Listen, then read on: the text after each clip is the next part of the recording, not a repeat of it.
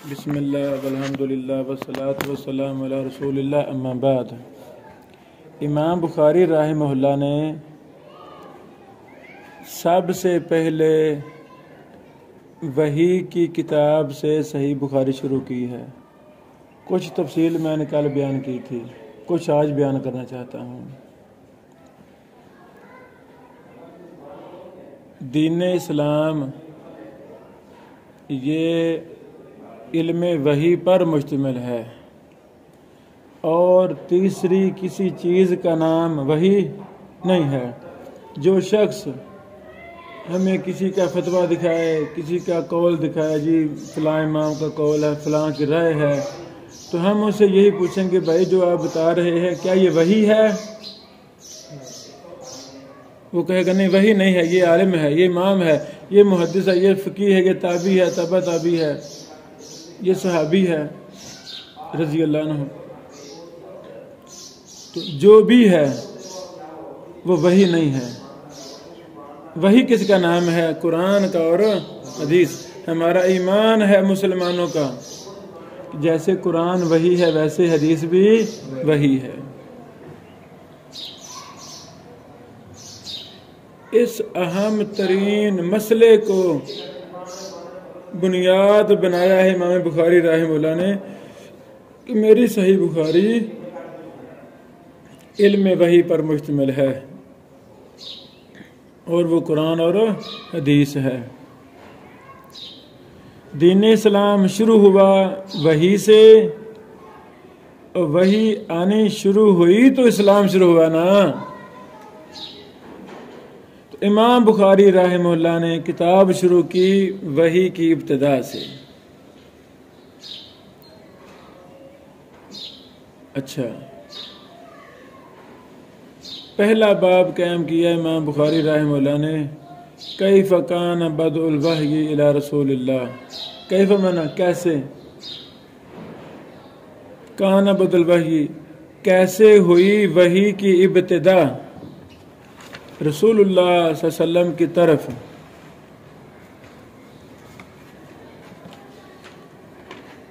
کل میں نے کوئی تفصیل بتائی تھی کہ امام بخاری صاحب نے کافی زیادہ ابواب کے شروع میں لفظ کیفا استعمال کیا ہے۔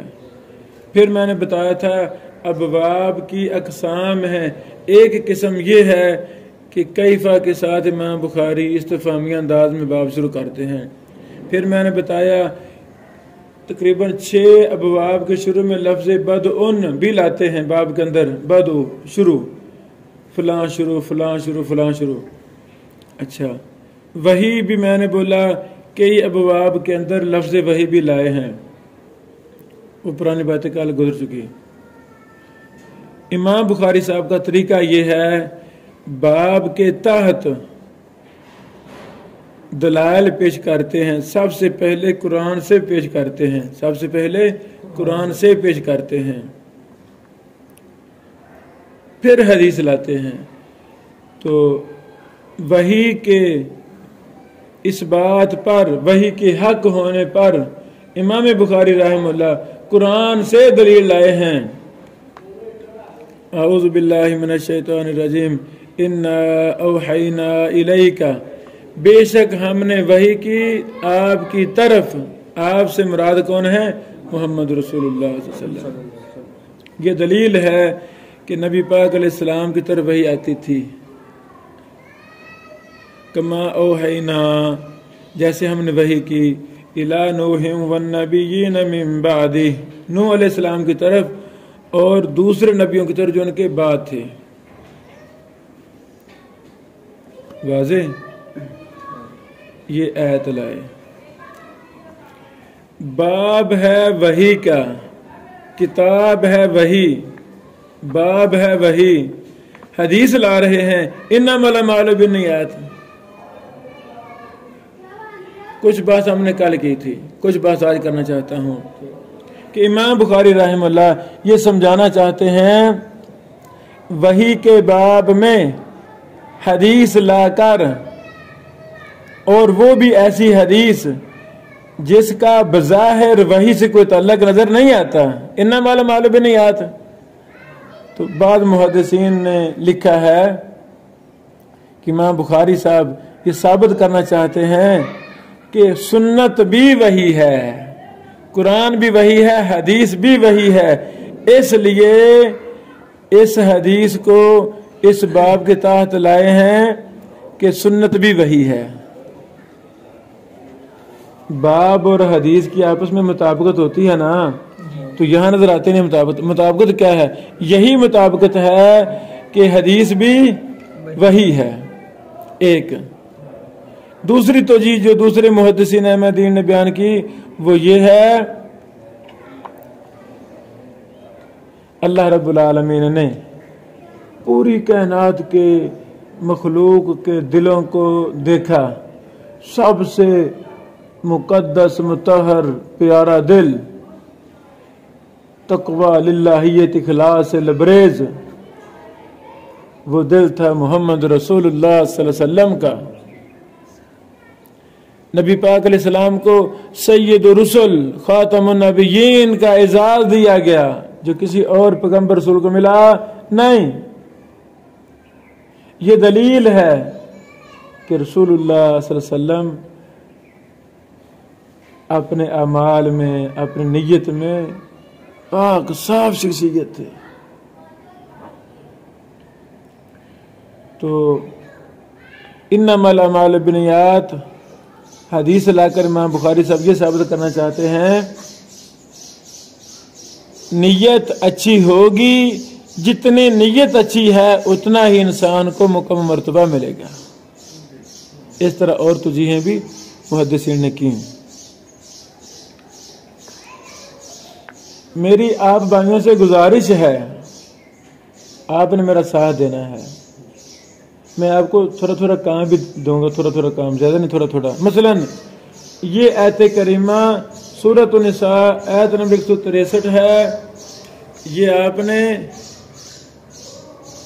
حافظ عبدالسلام بن محمد رحمہ اللہ، ایک بہت عظیم شیخ اور امام اور محدث، شیخ الحدیث حافظ عبدالسلام بن محمد رحمہ اللہ کی تفسیر سے اس آیت کی تفسیر پڑھ کے آنا ہے۔ دوسرا حافظ صلاح الدین یوسف صاحب رحمہ اللہ مفسر قرآن، ہمارے محبوب، ہمارے محسن، اللہ ان دونوں بزرگوں کو باقی تمام شیوخ کو اللہ جنت الفردوس عطا فرمائے۔ ان دو تفسیروں سے اس آیت کی تفسیر کو پڑھنا ہے، پھر لکھ کر ساری نہیں، خلاصہ اہم نکات لکھ کر لانے ہیں انشاءاللہ۔ آگے ہم حدیث شروع کرتے ہیں۔ امام بخاری صاحب فرماتے ہیں حدثنا الحمیدی، حدثنا سے پہلے محذوف کیا ہوتا ہے؟ کالا۔ کالا پڑھنا ہے، پڑھنے میں آتا، لکھنے میں آتا نہیں، تو ہم پڑھیں گے کیسے؟ قال حدثنا الحمیدی، امام بخاری صاحب نے کہا ہمیں حدیث بیان کی امام حمیدی نے۔ کل میں نے بتایا تھا کہ ہونا چاہیے تھا حدثنا عبداللہ بن زبیر الحمیدی، نسبت بعد میں آتی، پہلے نہیں آتی۔ امام بخاری صاحب پہلے لائے ہیں، کیوں پہلے لائے؟ تاکہ کتاب کی ابتدا لفظ حمد کے مادہ سے شروع ہو۔ حمیدی اصل مادہ ہے حامیم دال، حمد سے تعریف، اول بھی تعریف اور کتاب کا آخر بھی کلمتان حبیبتان سبحان اللہ و بحمدہ سبحان اللہ العظیم، مکمل حدیث ہے۔ و بحمدی ابتدا بھی حمد اور آخر بھی حمد۔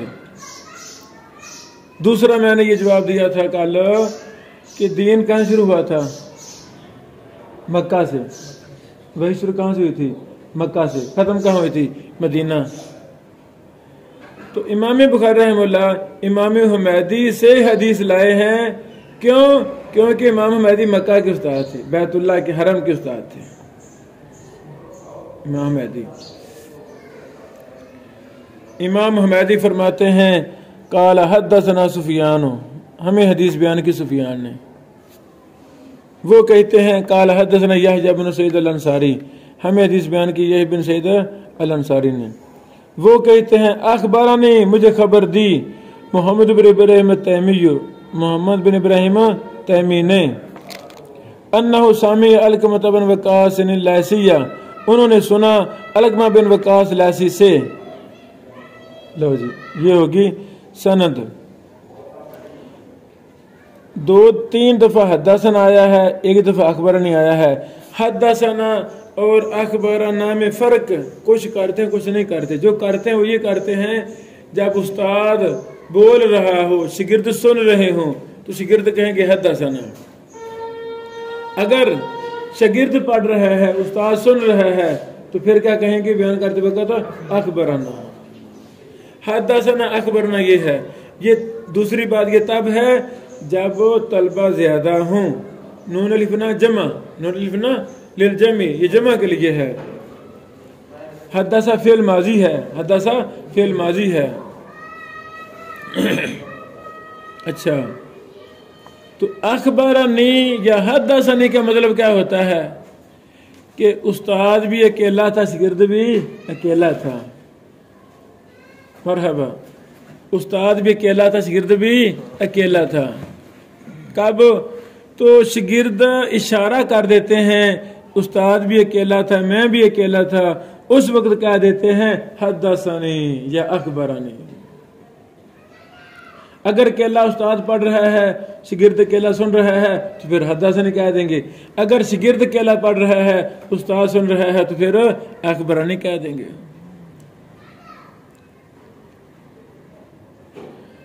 سمجھ لگی؟ یہ سند ہے. یہ ہم جو ہمارا طریقہ ہے اس کے مطابق ہم حل کریں گے انشاءاللہ. شروع کر دی ہے, حل کریں گے. علقمہ بن وقاص لیثی کہتے ہیں سمعت عمر بن الخطاب, میں نے سنا عمر بن خطاب سے رضی اللہ تعالیٰ عنہ. علی المنبر, عمر بن خطاب اپنے دور خلافت میں منبر پر کہہ رہے تھے, حدیث بیان کر رہے تھے. لوگوں سمعت رسول اللہ صلی اللہ علیہ وسلم, میں نے سنا اللہ کے نبی محمد رسول اللہ صلی اللہ علیہ وسلم سے آپ فرما رہے تھے انما الاعمال بالنیات, انما بے شک, پکی بات, یقیناً, سوائے اس کے نہیں, پکی بات ہے. الاعمال الف لام یہ استغراقی ہے, تمام اعمال کو شامل ہے. تمام اعمال کا دار و مدار بالنیات نیتوں پر ہے.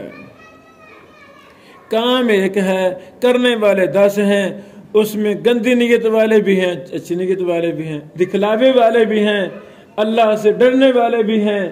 کچھ وہ بھی ہوتے ہیں جو نماز میں جہنم کو یاد کر کر کے رو رہے ہوتے ہیں. ساتھ والا دنیا کو یاد کر کر کے نماز میں حساب کتاب کر رہا ہوتا ہے, کتنے پیسے گئے کتنے, وہ بھی نمازی ہے.